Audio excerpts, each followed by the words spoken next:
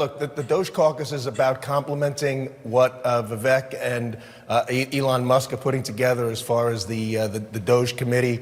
There's so many good ideas. Unfortunately, there's a lot of low-lying fruit when it comes to the reductions and cuts, very responsible cuts, cutting out waste, abuse, and fraud that the American people would like, and creating efficiencies. And we talked about that yesterday. We talked about ideas, but as well as we talked about the type of legislation that we can bring to it. And I've got a few ideas on that to not just complement, but assure that we codify these reductions for the short term and the long term. So very productive meeting.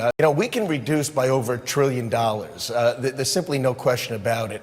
The increases that have occurred, we have to look at that as well over the last 5 years under the Biden administration, as well as during COVID. Most of that, Brian, hasn't been cut back. We went up from 4.6 trillion to 6.7 trillion and hardly have ratcheted back.